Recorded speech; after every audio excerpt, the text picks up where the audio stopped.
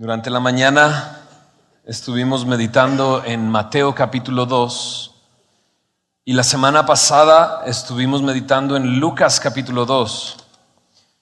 Y es que ambos evangelios, Mateo y Lucas, describen el nacimiento de Jesús. Incluso se enfocan en el anuncio del nacimiento. Lucas, el nacimiento de Juan el Bautista y después el nacimiento de Jesús. Mateo, solo el nacimiento de Jesús. Y ambos describen qué es lo que sucedió.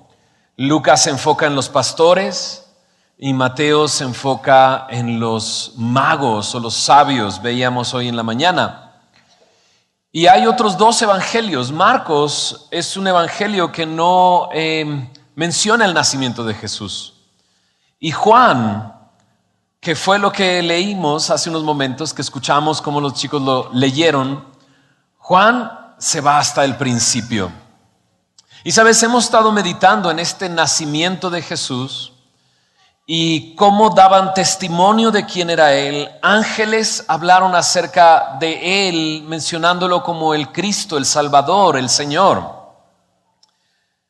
Simeón en el templo en Jerusalén mencionó a Jesús como la salvación de Dios. Y Ana hablaba constantemente a los demás, aquellos que estaban esperando la redención. Y ahorita escuchábamos cantar eso, al Redentor, al Redentor.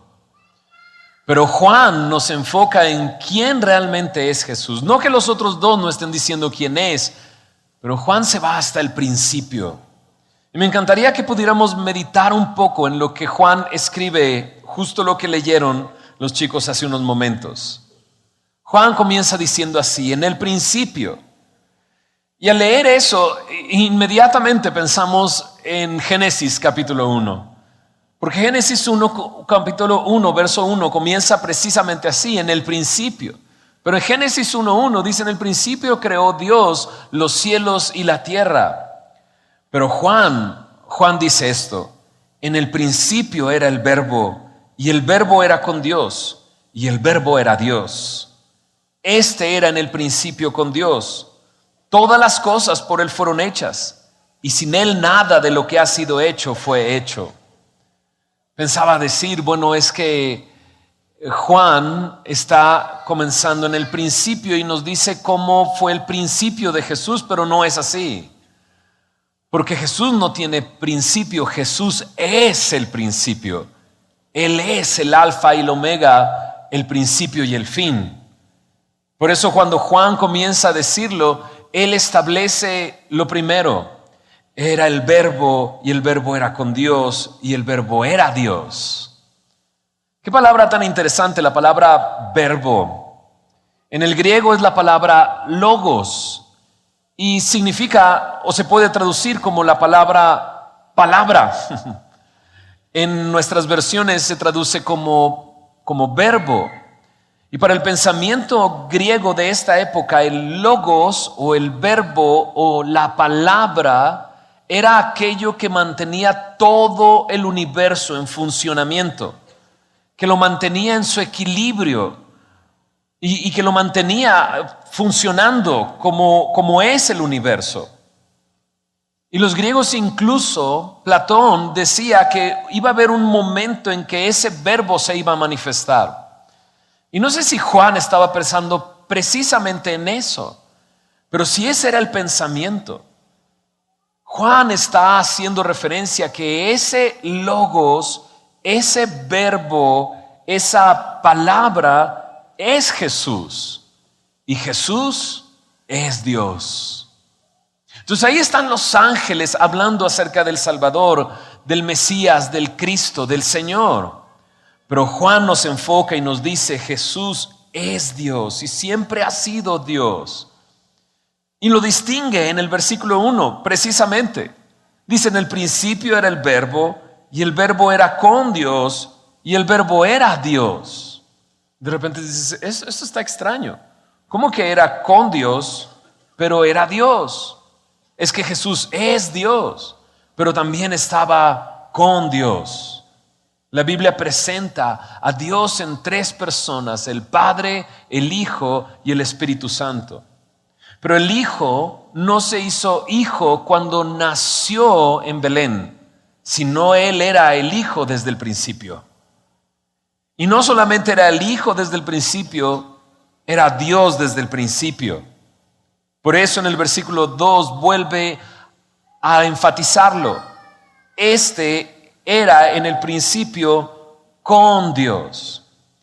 Y si estaba en el principio de las cosas, entonces Juan nos dice, todas las cosas por Él fueron hechas, y sin Él nada de lo que ha sido hecho fue hecho. Pablo en Colosenses nos dice algo muy parecido. Él en Colosenses capítulo 1 nos dice esto, que en Jesús, en Él es la imagen del Dios invisible, dice, el primogénito de toda creación, porque en Él fueron creadas todas las cosas, las que hay en los cielos, las que hay en la tierra, visibles e invisibles, sean tronos, sean dominios, sean principados, sean potestades, todo fue creado por medio de Él y para Él. Entonces, 2 semanas hemos estado meditando en ese bebé en el pesebre. Y el domingo, hoy en la mañana, estábamos meditando en Jesús como bebé, niño en la casa. Pero aquí Juan y Pablo lo vuelve a afirmar. Ese niño al que llegaron a ver es Dios, eterno, creador de todas las cosas, visibles e invisibles, todo creado por medio de Él y todo creado para Él. Ahora entiendo por qué los pastores salieron de ese establo, de ese pesebre, alabando y glorificando a Dios. Porque esos magos, esos sabios, con toda su inteligencia y estudios, intelecto, se postraron delante de ese niño. Porque ese niño es Dios, creador de todas las cosas. ¿Sabes? Me voy a adelantar un poco. Ese niño, me dice el evangelio, los 4 evangelios, que iba a crecer para comenzar su ministerio público, sirviendo a la gente en Galilea y en Judea a los 30 años. Pero que después de 3 años, al llegar la Pascua, Jesús moriría en Jerusalén colgado de una cruz, padeciendo la muerte más terrible, la ejecución más terrible que se haya perpetrado a un ser humano. No quiere decir que él haya sido el único que haya muerto en crucifixión, pero su muerte se destacó de cualquier otra. Jesús murió en esa cruz siendo inocente. Pero piensa en esto, no es un hombre inocente muriendo en una cruz, es Dios mismo que creó todas las cosas y que las mantiene con su poder, existiendo, muriendo en esa cruz. Piensa en eso. La madera de esa cruz está hecha de átomos, y lo sabemos, de partículas, de elementos que ahí están formando esa madera. Esos clavos están también formados por eso, partículas, átomos, electrones, neutrones, protones, y todo está sostenido por Él, así como materia. Y en esa cruz y con esos clavos fue muerto el Señor Jesús, el creador de todas las cosas. Bueno, Juan continúa diciendo esto: ese que era con Dios y que era Dios y que por Él fueron hechas todas las cosas, dice en el verso 4, en Él estaba la vida y la vida era la luz de los hombres. En Él estaba la vida. ¿Cuándo comenzó a existir? Si Él es por siempre, Él es eterno. En Él estaba la vida, pero también en Él está la capacidad de dar vida. Hace unos momentos mencionaba Génesis 1:1. En el principio creó Dios los cielos y la tierra. Y en Génesis capítulo 1 y en el capítulo 2 se describe cómo Dios creó al hombre, lo formó con sus manos, lo moldeó y luego sopló en él aliento de vida, y entonces el hombre fue un ser viviente con alma y cuerpo. El hombre, si tenemos vida es porque Él nos da vida físicamente, pero también entendemos esto, que en Él está la vida y la vida era la luz de los hombres. Esto quiere decir que en Jesús hay vida para todo aquel que esté muerto en sus pecados. No solamente de Él depende la vida físicamente, sino de Él depende la vida espiritualmente.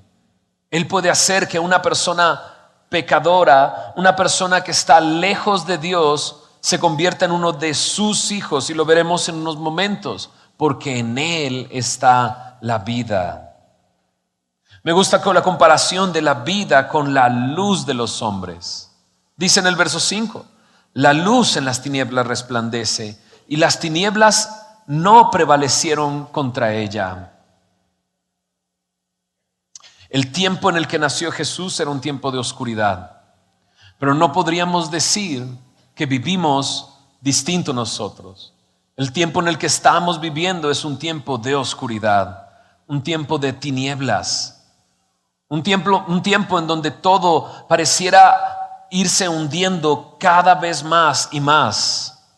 Justo ayer en las noticias decía que este año 2017 es el año en que más homicidios dolosos se han cometido en México. Cada vez está más oscuro, pero aquí está Jesús. Él es la luz, y la luz en las tinieblas resplandece. Esa luz que puede darle vida a hombres que están muertos, a hombres que están en oscuridad. Entonces, el evangelista dice esto: hubo un hombre enviado de Dios, el cual se llamaba Juan. Este vino por testimonio, para que diese testimonio de la luz, a fin de que todos creyesen por él. No era él la luz, sino para que diese testimonio de la luz. ¿Quién es este Juan? Lo mencionamos hace unos momentos, es Juan el Bautista. Aquel que es una voz que clama en el desierto, que vino para preparar el camino del Señor.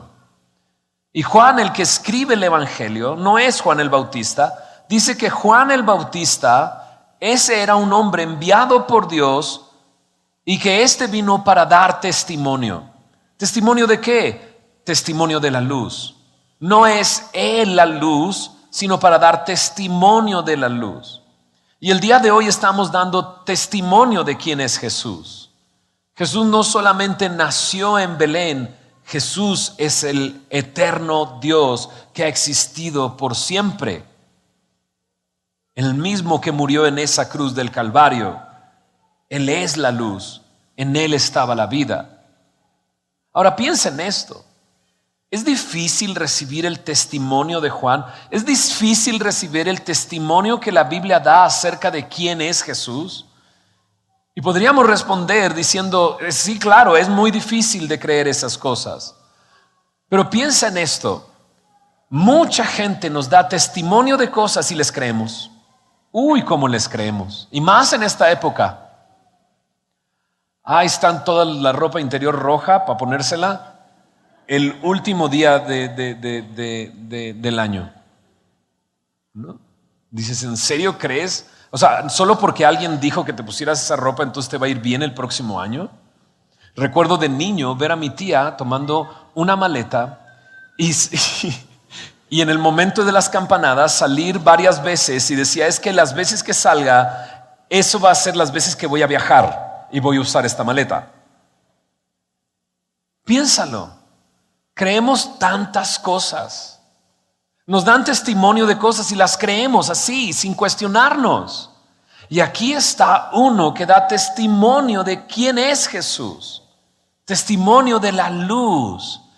Y de Él se nos dice, Él no es la luz. Él vino a dar testimonio de la luz a fin de que todos creyesen por Él. Todos creyesen por Él. En el verso 9 continúa diciendo así. Aquella luz verdadera que alumbra a todo hombre, venía a este mundo. ¿Notaste que dice luz verdadera? ¿Será que hay luces falsas?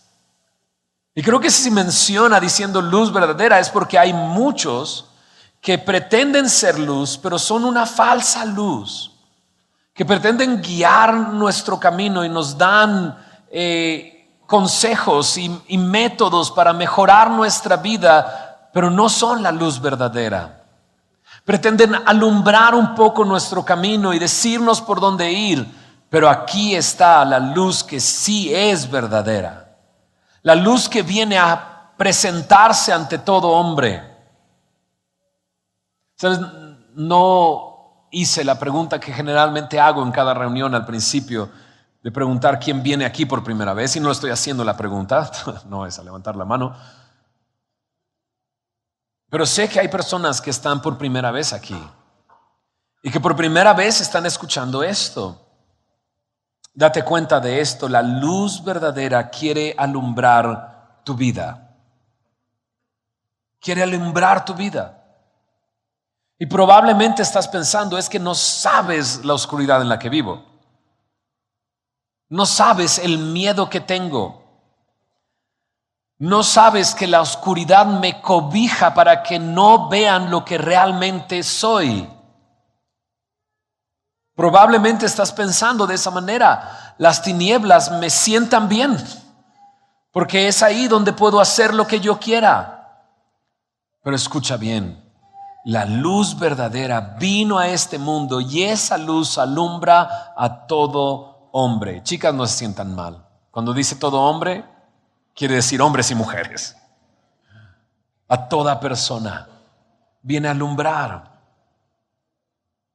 Continúa diciendo Juan así: en el mundo estaba y el mundo por él fue hecho, pero el mundo no le conoció. A los suyos vino y los suyos no le recibieron. Y qué descripción en 2 versículos de Jesús. A los suyos vino, y este suyo está hablando en un término, en neutral. No está hablando específicamente de un grupo de personas. A lo suyo, ¿qué es lo suyo? Si Juan nos acaba de decir que todo fue creado por él, ¿qué es lo suyo? Todo. Él vino a lo que le pertenecía. Y dice, y los suyos no le recibieron. Él vino a todo lo que le pertenece, pero el mundo no le conoció. ¿Por qué será? Juan en unos capítulos más adelante nos va a decir, nos dice que esa luz que es Jesús vino, pero los hombres amaron más las tinieblas que la luz, porque sus obras eran malas. El mundo no le conoció, los suyos no le recibieron. Pero aquí hay algo increíble para todos, para que todos escuchen. Pon atención, mira lo que dice. Mas a todos los que le recibieron, a los que creen en su nombre, les dio potestad de ser hechos hijos de Dios, los cuales no son engendrados de sangre, ni de voluntad de carne, ni de voluntad de varón, sino de Dios. A todos los que le recibieron. ¿Qué contraste? Aquellos que aman las tinieblas no reciben la luz, prefieren mantener esa luz apagada, pero si cualquiera que le recibe, por eso dice a todos los que le recibieron, cualquiera que le recibe, lo convierte en un hijo de Dios. Esto quiere decir que le da una nueva vida. Decíamos que de Él depende la vida física, pero Él es el único que puede dar vida espiritual. Por lo tanto, aquel que le recibe, recibe vida y se convierte en un hijo de Dios. Sabes, a veces somos tan complicados. Somos tan complicados. Digo los seres humanos, no los pastores. Somos tan complicados los seres humanos. Nos gusta complicarla. Si nos dicen que algo es sencillo, mejor lo complicamos. sin darnos cuenta que lo sencillo es lo más bello. ¿Cómo lo complicamos? Tú dime qué es lo que tengo que hacer, recíbelo. No, pero ¿qué más tengo que hacer? No puede ser así de simple, nada más recibirle y ya. Tiene que suceder algo. Y volteamos a todo nuestro alrededor y los hombres buscan hacer cosas para acercarse a Dios. En cualquier parte del mundo ves personas religiosas haciendo muchas cosas y pareciera que mientras más le duela, más cerca estás de Dios. No los complicamos. Pero aquí está Juan diciéndonos, aquel que creó todas las cosas, aquel que es el Dios eterno, aquel que es la luz en el que está la vida, aquel que es la verdadera luz que alumbra a todo hombre, vino, y si tú crees en él, si tú le recibes, tendrás vida eterna. Entonces, ¿qué es recibirle? Recibirle es creer en él. Recibirle es creer que él es lo que estamos describiendo que él es, el Hijo de Dios que vino a este mundo para salvarnos de nuestros pecados. A todos los que le recibieron les da la potestad de ser hechos hijos de Dios. Me encanta lo que dice después, los cuales no son engendrados de sangre. Y dice eso como primera cosa, no es engendrado de sangre, no es de voluntad de carne y no es de voluntad de varón. ¿Qué significan estas tres cosas?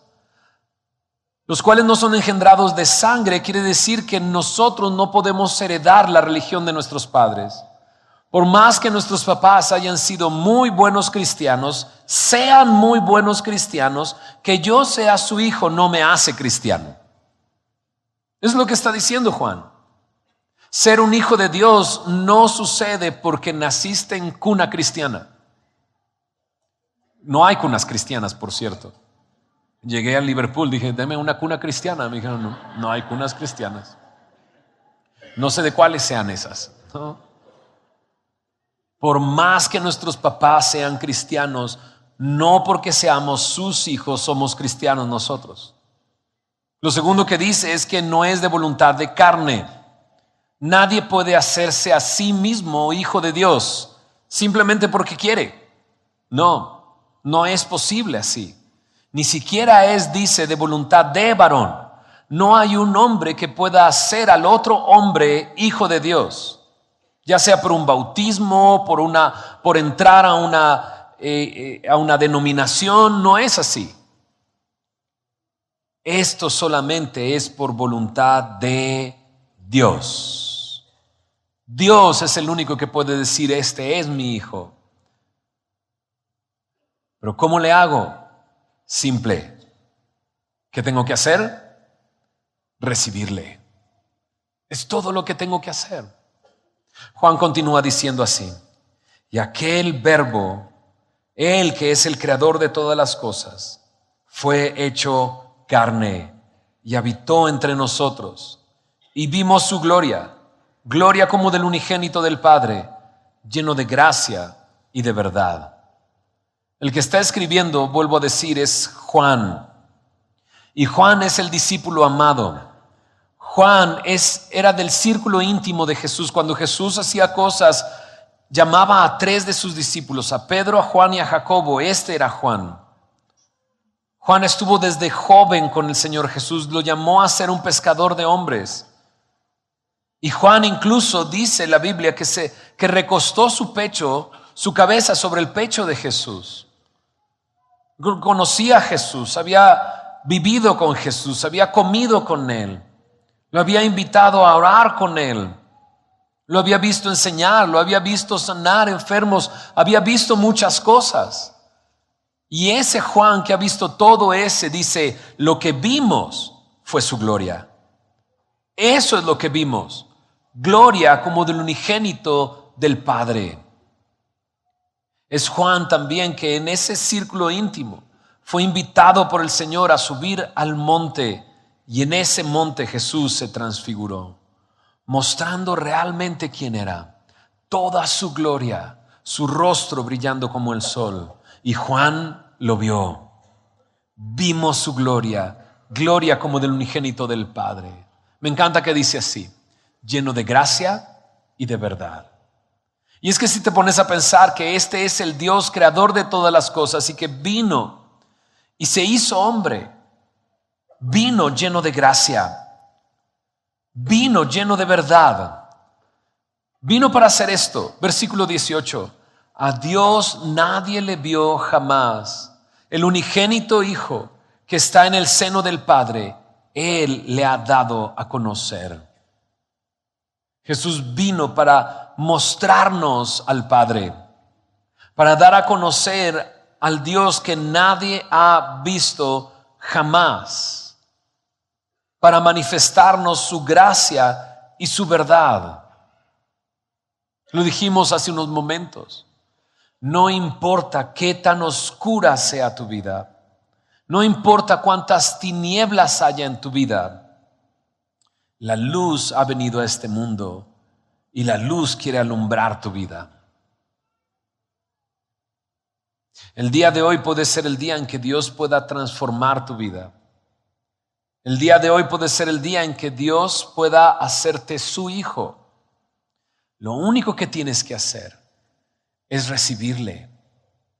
Sabes, generalmente en esta época y sobre todo en estos mensajes, generalmente escucharás a pastores, a predicadores diciendo, deja que Jesús nazca en tu corazón. ¿No es así? Deja que Jesús nazca en tu corazón. No importa cómo esté tu corazón, ¿no? Si fue puesto en un pesebre lleno de baba de animales y de comida y restos de comida, si tu corazón está lleno de baba, bueno, si tu corazón está completamente sucio, es perfecto para que Jesús pueda estar ahí y nacer en ese lugar, ¿no? Y generalmente escuchamos esto, pero aquí Juan nos está diciendo, recíbele y nace de nuevo tú. Recíbele y cree en Él y Él te dará vida, un nuevo nacimiento. ¿Sabes? Todos necesitamos nacer de nuevo. ¿Por qué? Porque la Biblia presenta a todo hombre como muerto en sus pecados. Y si permanecemos así hasta nuestra muerte física, permaneceremos muertos espiritualmente. Y aquí estamos el día de hoy, anunciando quién es Jesús y lo que Él puede hacer. Y el día de hoy tú puedes salir de aquí, habiendo nacido de nuevo, con una esperanza en tu corazón, siendo un hijo de Dios. Y lo único que tienes que hacer es creer quién es Él.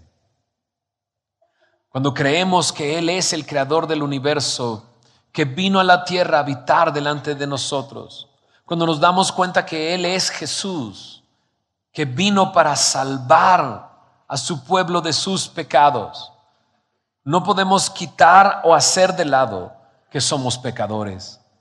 Necesitamos arrepentirnos de nuestros pecados y creer en el Señor Jesús, nacer de nuevo y ser declarado un hijo de Dios por la voluntad de Dios. Vamos a hacer una pequeña oración. Después de la oración va a comenzar una obra de teatro aquí, que te va a hablar acerca del nacimiento de Jesús y mucho más. Mejor no te digo nada porque si no, pues la riego. Pero vamos a hacer una pequeña oración. No hemos terminado. Ve esto.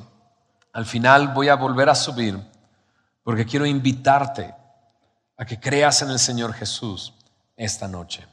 Señor Jesús, gracias por tu palabra. Gracias, Señor, porque tu palabra dice que donde están 2 o 3 reunidos en tu nombre, tú estás ahí en medio de ellos. Señor, acabamos de leer que el Verbo se hizo carne y habitó entre nosotros. Entonces entendemos que tú estás aquí. Y yo te pido, Señor Jesús, que por medio de tu Espíritu convenzas de pecado, de juicio y de justicia. Por medio de tu Espíritu nos guíes a toda verdad. Que, Señor, el día de hoy podamos recibir tu testimonio. Señor, aquí estamos y volvemos a escuchar lo que Juan manifestaba. Que Él no era la luz, pero vino a dar testimonio de la luz, para que todos creyesen por medio de Él.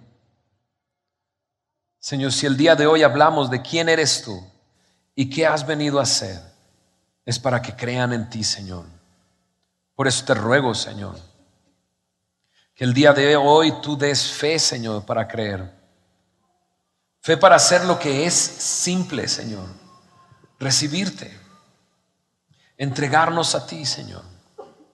Darte nuestro corazón, nuestra vida, nuestra mente, todo lo que somos. Confiando que eres tú el que perdona pecados, el que nos limpia de todo pecado, el que nos puede dar una vida nueva. Señor, gracias por tu palabra, Señor. En el nombre de Jesús. Amén.